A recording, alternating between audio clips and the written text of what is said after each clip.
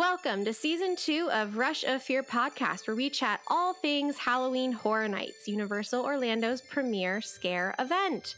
Tonight for episode 19, we are getting festive for the holidays and creating our own winter holiday themed house and scare zone that we, would love to see at the event.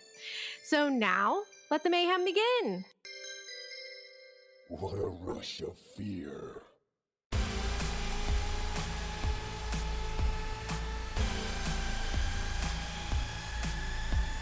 Hi, hello, happy holidays. It's Maddie, and I'm joined by Kenneth. It's me. I'm here. I thought you were going to say it's me, Mario, and I was like, we do not talk about Crispy Rats Mario here.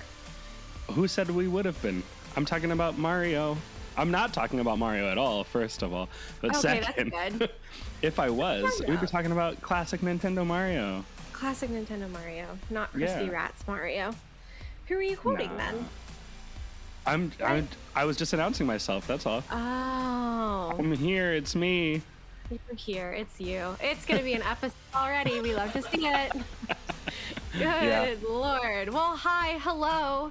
Welcome to your December. Are you talking to me? I'm talking you're talking to the listener. I'm talking to the audience. I can be talking to you as well, though. Okay. Jesus Christ. I'll just sit quietly. It's been a month. Happy December. Happy winter holiday month, whichever one that you celebrate. It's a super fun time. How are you doing, Kenneth? I'm doing okay. I'm doing all right. Always tired, always moving, lots of stuff going on. And, just trying to enjoy as much holiday stuff as possible while also functioning as a human adult. Yeah, absolutely. And it's been so hot. I feel like I can't even get into any sort of holiday spirit because it's just been so freaking hot in Orlando. Yeah. Although today it's kind of chilly outside. Today it is. This is like the start of like a week and a half long little cold front, which is conveniently going to end right before my birthday, which is December 21st. So it's most likely going to just be super steamy on my birthday. Pumped. Yeah. Pumped. That's too bad. Well, at least you can go to like a water park or something for your birthday then. Winter water park. We love that. Well, as you can probably tell, we are missing a voice today. Michelle has come down with the lovely post Orlando yucky sickiness, which, it happens. It happens to the best of us. So she is with us in spirit today. Her and her super cool new haircut. And we are going to be reading off some things from her a little bit later. But let's chat about what we're doing in this episode. So first things first, we are going to hear from Kenneth. Kenneth is going to talk about his experience at Sir Henry's Haunted Trail, Christmas edition. Does it have a special name or is it just the Christmas? They call it Sir Henry's Haunted Christmas. Ah, perfect. So we're going to hear about Kenneth's time at that event. And then for our cute little part of the episode, we each made our own kind of winter holiday themed haunted house, either like an original idea or an IP. And then we also did a scare zone as well, just for some festive haunted fun. Because why not? Yeah. Yeah. Because we like the scares and the spooks. And speaking from experience for me, I've seen at least 2 like holidays, Christmas themed houses at Horror Nights, and they're always fun. So let's do more. What was it? Krampus and what was the other one? Psychoscarapy Home for the Holidays in 2007. Gotcha. Yeah. Nice. I'm a person who does celebrate Christmas. And I will say, like, Christmas can be very scary. Yeah. Elves can be terrifying. Gingerbread men can be terrifying. Even Santa can be a little scary sometimes. So yeah. I think the winter holidays have a lot of spooky to pull from. Mm-hmm.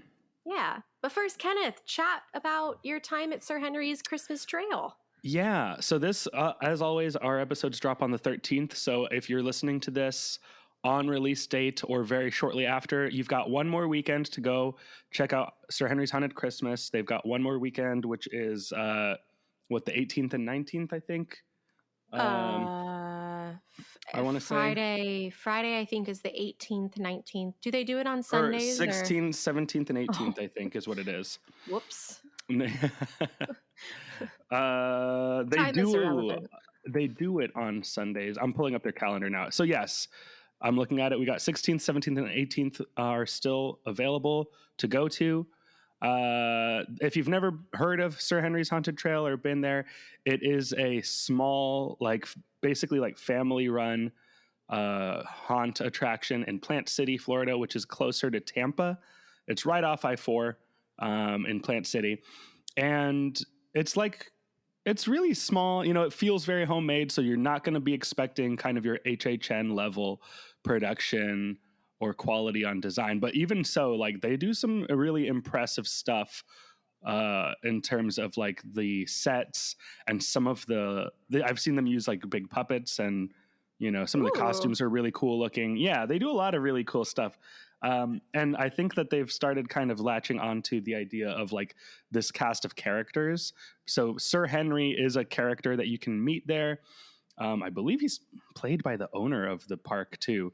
That's awesome.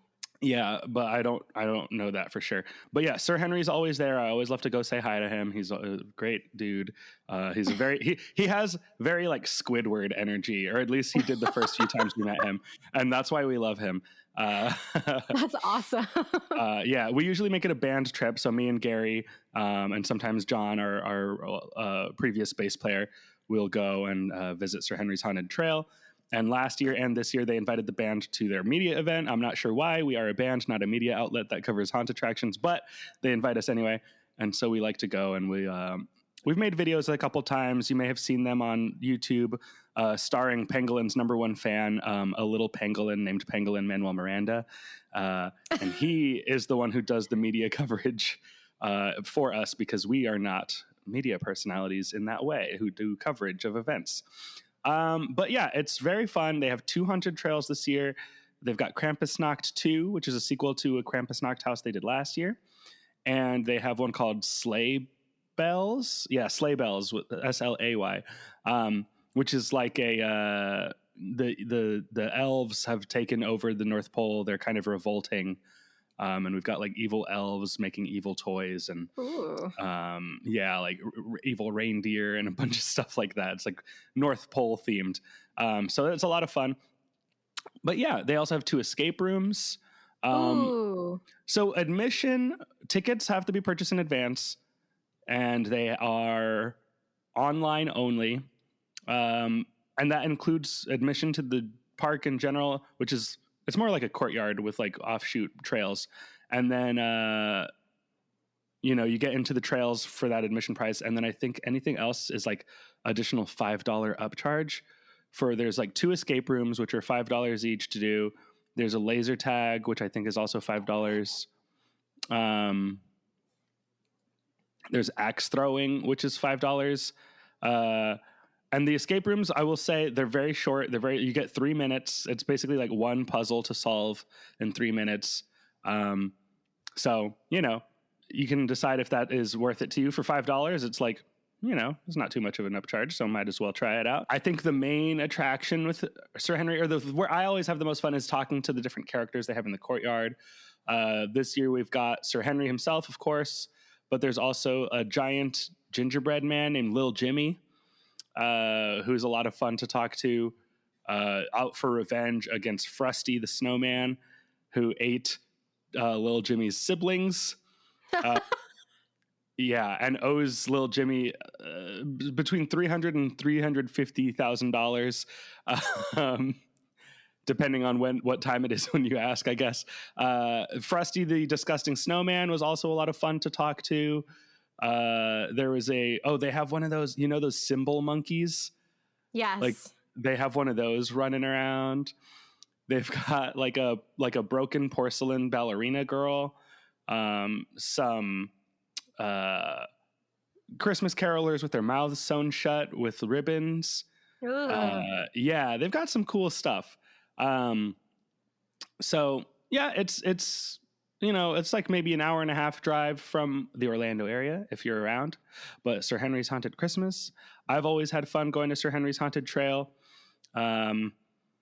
You can get some pretty good scares, but more than anything, I feel like it's just a good opportunity because if you miss that Halloween season spooky vibe and you want to kind of have a Christmas version of that, this is basically all you got. And you know what? It's pretty good. Yeah, there really isn't, at least in the Orlando area, there's not really any other spooky Christmas style haunts. So yeah, I agree. It looks like tickets are $25 for general admission and $35 for front of the line. Oh, okay. Just for like pricing. Yeah. And yeah, I've always looked forward to going to Sir Henry's. If you keep going back and you keep talking to the characters, eventually you'll like kind of get to know them. And then it feels like going back and visiting friends. And like, that's really what it feels like. Cause I've been going to, me and Gary, we've been going to Sir Henry's for like at least 3-4 years now. I think probably 4 or 5 years actually. And yeah, now when we go back, we're like, yep, good to see you again. Like it's awesome. I love that. Yeah. So I had a great time at Sir Henry's Haunted Christmas. And yeah, the end. Yeah. Check out Pangolin's video about it, starring Pangolin Manuel Miranda. And if you have the chance to go this weekend, or, it seems like they're going to keep doing it every year. So, it's always something you can be on the lookout for from Sir Henry. For Christmas time. Yeah. I think they also do a Valentine's Day event, but I've never been to that one. They did that last year. Yeah. Yeah. I think I may go this weekend. I have a friend who's looking for something to do, and I have a single day off. So potentially. There you go. We shall see. It's fun. Yay! Spooky Christmas. Yeah. Yeah. Talking about spooky Christmas, I guess that'll lead us into the next little bit of our episode where we created our own winter holiday themed houses and scare zones. Yes. Should I read Michelle's off first and then we each go through ours? Sure. Okay, cool. So Michelle sent me her ideas on her house and scare zone. She sent me a cute little email. So I'm just going to read this off exactly how she wrote it. And hers is actually, I like hers a lot. It's pretty good. So for her house, she said, I would do a horror take on the classic movie Home Alone. I love this movie, so this feels super blasphemous to me, but oh well. So the house would walk through the end of the movie where the burglars are already in the house and Kevin is torturing them, but really torturing them this time. And plot twist, we are the burglars. Kevin looks like this creepy, insane kid who enjoys blood and gore. We walk through the house and through his maze of torture. We have to actually open doors with warm doorknobs when the open fire shoots across the roof, but of course, but out of harm's way, of course. We walk up the stairs with fake nails sticking up, walking across the floor of glass ornaments, an illusion, of course, but the sound makes it feel real. Walk through the room with the paint bucket seeming to fly by us, an illusion. But this time the illusion, it actually looks like the buckets are hitting someone else, knocking their heads off completely, with blood splattering across the screen next to us and us getting wet. Oh, of course, at Universal, we're getting wet. Yeah. They do love their water effects. We escape the house when the South Bend Shovel Slayer kills Kevin, saving the day. Or so gosh. you think. Mwahahaha. That's hilarious. Wow. Dang. That's actually really funny. And it's funnier to me because I saw Violent Night yesterday, which I think you have also seen, Kenneth. Yeah, correct? I saw it, I think, on this past Thursday. Yeah.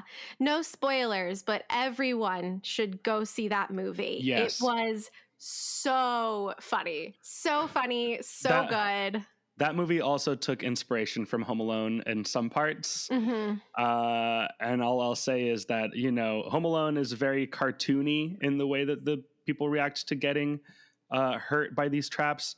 Violent Night takes a more realistic approach to the consequences to these kinds of things. Yes. And oof, it is brutal. It really is. I saw it at 12 o'clock in the afternoon at the Disney AMC, and my theater was packed. Like it was packed full of people.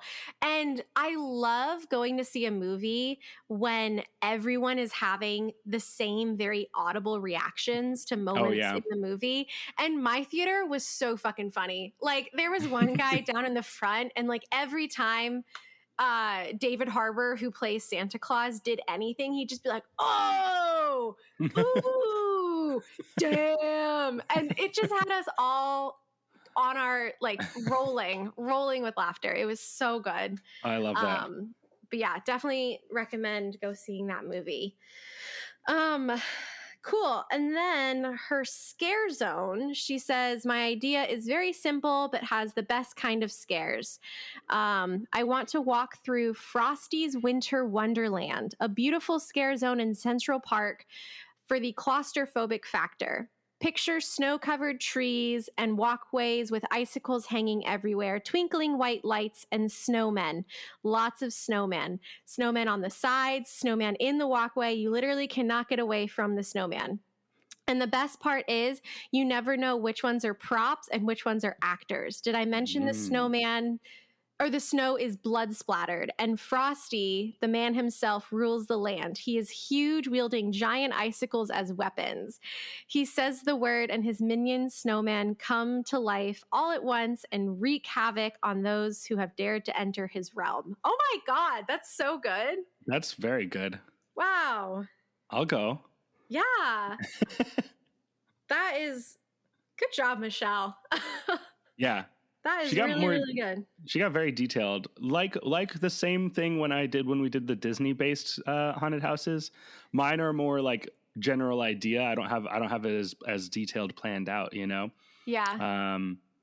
I feel like that's what mine are. She really does. Yeah. Good Lord, that would be really scary though. There is. Here I am again with this thing where I name something, but I don't actually know the name.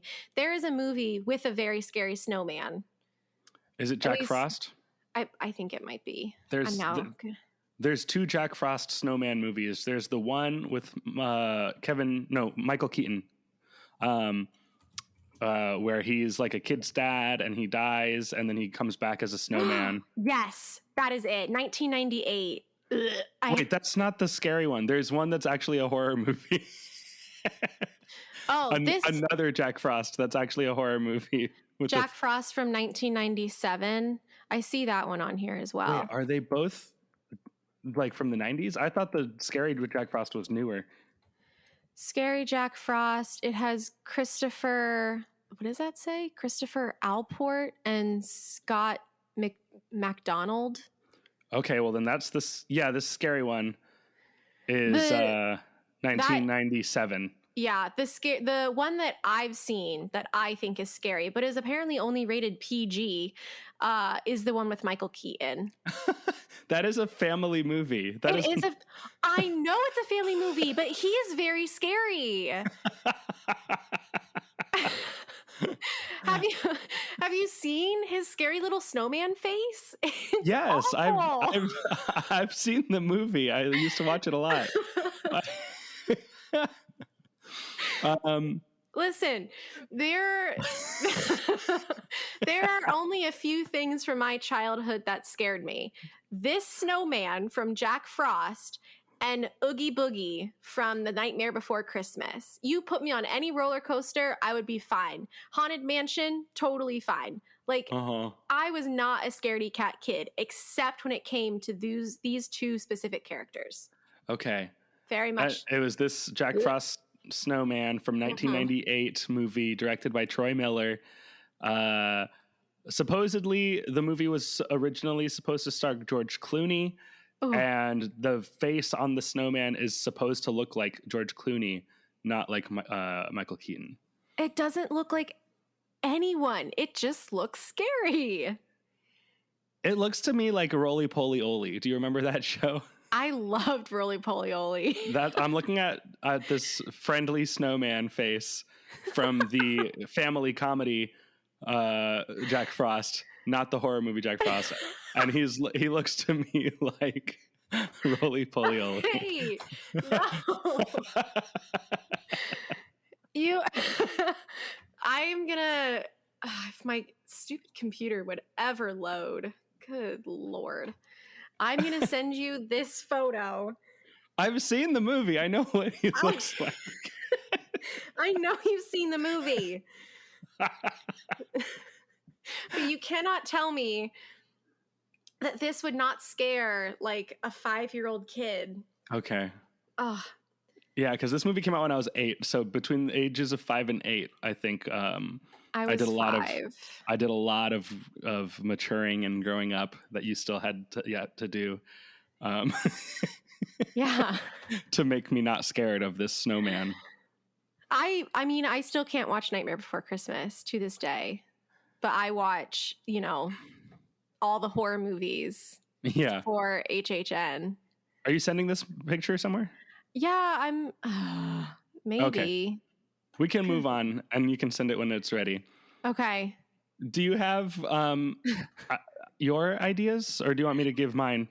I do have my ideas. Oh my goodness gracious. My computer. I'm afraid that both of my ideas are going to be stolen by both of you. Or like not stolen, but like they're going to be the same. Because one of them already has been taken. What? Is your house Home Alone? One of my houses was, well, of course it's not called Home Alone. It was going to be called In a House by Oneself. That really goes along with the theme of like the 12-word HHN house titles.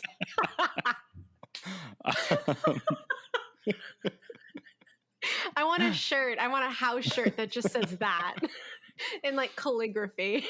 Yeah. No, those are neither one of my ideas. So I think you are. Sir Henry's Haunted Trail definitely stole one of my ideas, though. I will say that. Oh, okay, good. Well, then that means my second idea is safe. Oh, perfect. Okay, so my house. If you have ever seen the movie Rise of the Guardians, the animated show with Jack Frost and Santa Claus and the Easter Bunny and the Tooth Fairy and Sandman. Do you know what I'm talking about? Yeah. Oh, yeah, I've seen it. I do Dream Jerks podcast. We watch every DreamWorks animated film. That is true. This is one of my favorite animated films. My parents and I found this movie the Christmas after it came out. I think I was probably in high school, and we watched it. And now all we do is quote this film. So this is one that is really near and dear to my heart. But I think it would be so cool if in my house, Jack Frost actually joined Pitch and his like wanton desire to dominate the world and give everyone nightmares. So the premise of the house is all of the other like holiday friends. Well, it's not, I guess not holiday because the Tooth Fairy is there, but right, mythical, like imaginary, right, childhood all the characters. Other mythical friends are now having to like fight off these icy nightmare horses that Pitch and Jack Frost have like created together. So those crazy black sand horses that Pitch uses in the film, but combined with like really piercing like blue ice, I think would just be so cool. And it'd be a really cold house. It'd be a soundstage house. And you're just kind of walking through one of their areas, maybe the North Pole, maybe the Easter Bunny's area, or just kind of like a big forest, kind of like where Jack Frost falls into the lake and then turns into Jack Frost. Yeah. And you, alongside the other mythical friends, are trying to like fight back against Jack Frost and Pitch Black and their scary horses. Yeah. Okay. That's mine. Yeah. I don't know. I like that. Thank you. That movie is cool. I like that movie, but it has very like unconventional designs for the different characters. It does, and I think that's why I like it so much. Yeah, but they also they kind of it makes sense for them to kind of be turned into scary things. You know what I mean? Like the version of the Tooth Fairy that's in that movie is like so weird looking. And the Easter Bunny too. The Easter Bunny is like intense. I love the Australian Easter Bunny though. Or is he New Zealand? I'm not sure. He's one of Australian. Those, it's Hugh Jackman. So funny. And Russian Santa. I love Russian tattooed Santa. You and your tiny hats, always under boot. I love it. I've only seen the movie once, so I don't know it all that well. But oh my gosh! Well, I have it on Amazon Prime, so. No, that makes sense to me because it is a very those horses are pretty scary. They're very scary, and I think it would be. Yeah, I think it would be such a cool design to have those scary kind of like sand textured black shadow horses combined with like a very piercing. I'm thinking like Elsa, but from the second movie Elsa, like piercing blue ice. Okay. I think that would be so cool. Yeah. Yeah. Yeah. All right. Yeah. Did you have a scare zone? I did have a scare zone. It feels a little lame now, but it's fine. So basically Santa's workshop has been possessed by like an evil force, and all of the elves and toys are coming for you. So they're very scary Christmas elves. I'm thinking like the elves that they have in the holiday parade, like those style costumes with the pointed green shoes and like all the bells, but super bloody and gory with like fangs. Ooh. And then just like not the toys that we had from this year's the event literally just ended on, I can't even remember the name. Halloween Horror? What was the scare zone in New York? Sweet Revenge. There we go. I have the brain of a goldfish. Not those kind of toys, or not any of the toys from Chucky, but like very stereotypical like Christmas toys, but like super bloodied, and they have like interesting weapons. But I really want the elves to have bells on their costume. So like maybe you can't like see the elf because it's, scurrying around, but you can hear the bells, kind of like in Krampus. Yeah. And it's scary. I think I would either want it if we're going to do really big set pieces, I would want it in New York. But if I want more of a claustrophobic feel, but still decently large set pieces, I would do Hollywood. Yeah. For that. Okay. Yeah. I like that. Thanks. That's the thing with like scary Christmas or scary holidays or December winter holidays is that it feels like there's not a ton you can do or like pull from to like twist existing stories. You know what I mean? So like, yeah, like if Sir Henry does something, it's like, okay, well, there goes like 10% of the ideas that exist for like scary Christmas, Yeah. I think what's cool about specifically Christmas is that, the idea of Christmas and the things that go along with Christmas in every culture is so vastly different. So like, you have one of the cultures, Santa Claus puts things in kids' shoes. And like, to me, that is like, I don't want anyone touching my shoes, let alone waking up and finding candy in my shoes. Yeah. It's so weird. So I think being able to pull from like all the other, I'm thinking of Epcot and like Festival of the Holidays, where you can hear each one of the Santa Clauses like telling their story. Okay. Every culture has such different things that they do for Christmas time. So yeah, like Santa's workshop and like reindeer and snowmen, we all kind of have that, but each one is so specific and different that there's a lot that you can do. And then other winter holidays as well, like dreidels can be used as weapons. I think they have they have pointy ends. I don't know. Yeah, you're right. And it's hard because like I would like to make a house based on like Hanukkah traditions or Kwanzaa traditions or what any other holidays, Mm-hmm. but I just don't know their traditions well enough to be able to twist them. And also it feels like it's not my place, you know? That's fair. That's fair. But a But scare zone just lit by only menorahs. that's cool. That would be so spooky. Yeah, Ooh. that would be cool. Okay, so for my house, well, I already gave one of my house ideas because I couldn't come up with any scare zones, so I did 2 houses. One of them we've already talked about, which is in a house by oneself, which is a like Violent Night, realistic consequence style Home Alone booby trap house. I feel like this one would play more for like the dark comedy house. And if they did a sequel, it could be Alone in a House. Or in a House by Oneself 2, Turned Around in the Big Apple.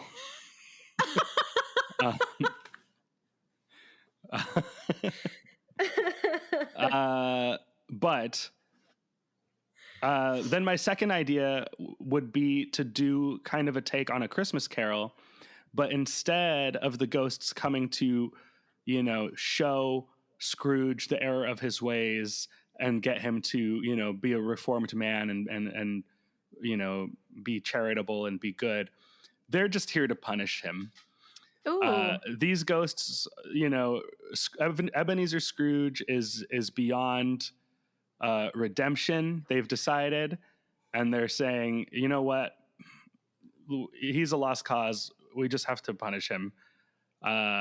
And so that could take so many forms. And, you know, we could even have each of the 3 ghosts take him through their respective timelines, but maybe like they're going to take him back to his past and his childhood and his youth and, you know, show his loved ones as a child being tortured or killed. Dang. Or Christmas Present. What do they see in Christmas Present? We see all of the impacts of his poor behavior on the people in his life, right? Like we see Tiny Tim and Bob Cratchit's family and their suffering, and we see the people collecting donations for the poor, right? Like kind of stuff like that. So I don't know what we would do with that part, but then the Ghost of Christmas Yet to Come is already scary by himself. Terrifying. Yeah. Oh, you know what the Ghost of Christmas Present could be? Because the Ghost of Christmas Present is the jolly big guy, right? And he's surrounded by a feast of like food and stuff, at least traditionally, like. Yeah, because the Ghost of Christmas Past is his partner. Well, no, that's oh, you're right. Jacob Marley shows up.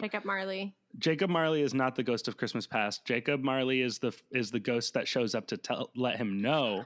That's right. That he's going to be haunted by 3 spirits. Who's the first one then? The first one is like a light, kind of like a candle, personified, like a beam of light. Yes. Always looks really creepy in any movie version I've ever seen, which really the only movie versions that I watch are like the Muppets Christmas Carol. Yeah, the one from the Muppets. I'm looking at her right now. She's always creepy. Scary. Yeah.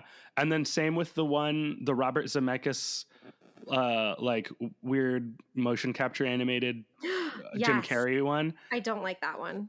That movie is terrible and it looks disgusting, and that could probably be the main visual inspiration for this house because it's so scary. Who was it though for the Disney movie, the Disney version? It was Mickey's Christmas Carol. Yeah, I think it was Jiminy Cricket. Yes, Jiminy Cricket is the Ghost of Christmas Past in that one. Goofy is Jacob Marley. I think who's present? It's present is because Mickey and Minnie are Bob Cratchit. They have Tiny Tim. Yeah. For Disney's, it was... I know the Ghost of Christmas Yet to Come is Big Pete. Yes. Who is this? I I don't know his name. He's a giant. He's a big. Oh, it's the giant from Mickey's Jack and the Beanstalk. Yeah. From Fun and Fancy Free. I forget what his name is. Big Willie? Something like that? Willie the Giant? Willie the Giant. Look at you. You're so good at this game. Anyway. So happy you're here. So the Ghost of Christmas Present is a usually depicted as a giant, or at least a very large, like jovial, jolly man surrounded by a feast of food. And so maybe this ghost can be like eating Scrooge, like cannibal style. Ooh. That's what we can do with him. Dang. And then Ghost of Christmas Yet to Come is already really scary, and he can just be the one who straight up murders Ebenezer Scrooge. Yeah. Because I think the Ghost of Christmas Present would not be eating the real Scrooge, but Scrooge would be like seeing a vision of himself being eaten by this giant. Yeah. But then the Ghost of Christmas Yet to Come would actually be killing him with his scythe, because he looks like a Grim Reaper. Yeah. That would be so cool. I think a cool scene would be like you walking through. I'm thinking like Dead Man's Wharf style, where you would like walk down the outdoor kind of hallways and you could look into the windows. And one of the windows would be a little open with like frost on them. And there's an entire family of scare actors, like the Cratchit family. That could be cool. Yeah. Yeah. Yeah. What could Tiny Tim be doing? Tiny Tim is just beating Scrooge with his crutch. Yeah. Crutches can be weapons. Yeah. Yeah. That would be wild. But A Christmas Carol is already kind of a horror story in a way. You know, there's so many ghosts. It's so there's a lot of really spooky things. And the more serious adaptations, I should say, are always like at the very least, very spooky. So feels it's thinking about it's letting you know, like, here is all of the bad things that you've done in your past and how they have affected other people, and like you need to change moving forward or you are going to die, basically. Well, and not only that, but when you do die, people are not going to be sad about it. They're going to be like, good. Thank God. Gone. And that's a terrifying thought. Like that is one of the worst thoughts to have about like your own mortality. You're like, oh my God, is anyone going to remember me when I'm gone? Like, how are they going to act? Who's going to come to my funeral? You're right. Much dislike. Yeah. So Merry Christmas. Merry Christmas. We're all going to die. Oh, another great option. And this, I don't know if this is a house or if it's a scare zone. We can make it a scare zone because I already have a house. Okay. An adaptation of Weird Al Yankovic's The Night Santa Went Crazy. It's a great song by Weird Al about Santa just going insane and just like murdering everyone in the North Pole. Good God.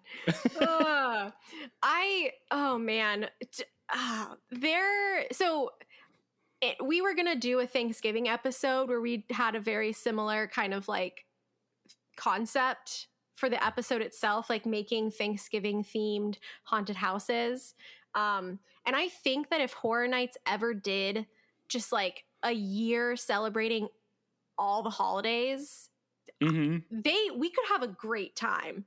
I mean, a Valentine's Day themed house, an Easter Bunny themed house, Arbor Day, where all the trees are like fighting back and they have chainsaws and they're getting us, like Flag Day. So you want an event where HR Blood and Guts is the icon of the whole event, and each house, you're expanding that one house into the whole event. Yes. Holidays of Horror, HR Blood and Guts. Yeah. I think that would be so cool. Me too. Yeah. A Christmas themed house. I want, because you always talk about the flying monkeys in that one scare zone. I want like elves. I want elves rappelling down, like jumping bungee style down Avenue of the Stars at me with their jingle bells. That would be so scary. Oh, you know what elves would be? It'd be fun to see elves like, so elves have pointy ears usually, right? Mm-hmm. So what if the elves are kind of going around and like cutting off the ears of non-elves? So you've got victims characters running around with like bloody holes in the side of their head. And then like you've got elves walking around with like severed ears that they're like shaking in your face and like talking into. Replacing your eyeballs with jingle bells.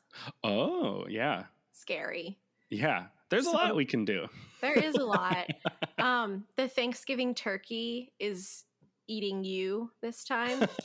Like Scooby-Doo style, where all of the food comes to life at the Thanksgiving Scooby-Doo table. style? Yeah, from Scooby-Doo,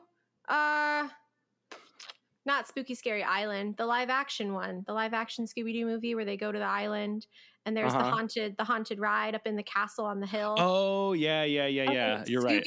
Or I think it's Daphne or Velma accidentally like flips the switch to turn the ride on, and then all the food in that room where Shaggy and Scooby are come to life.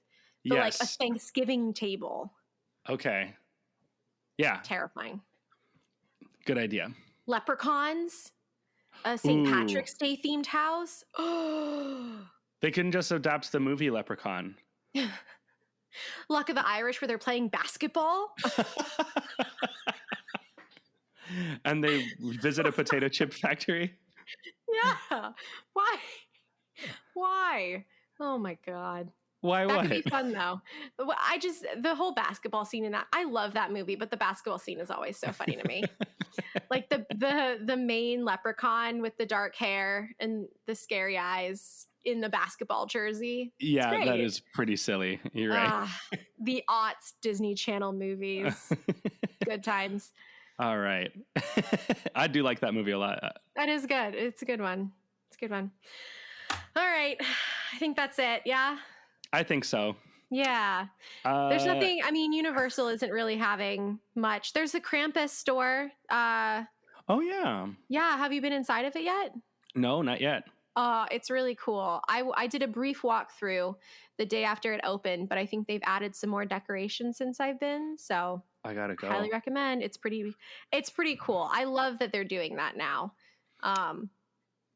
Changing it for each one of the seasons. Earl the Squirrel. Oh, new song from Pangolin, Earl the Squirrel, out now. We wrote him a theme song. Oh, what a guy. Well, I think that will do it for this episode. Thank you for listening, and we hope to see you soon in the fog. We're so far away from it now.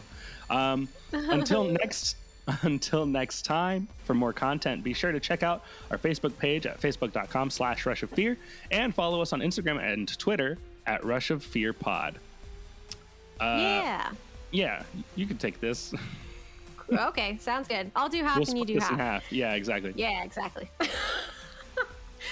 For more general Universal Orlando Resort news, check out our friends over at the UUOP, the unofficial Universal Orlando podcast, and you can find them wherever podcasts can be found.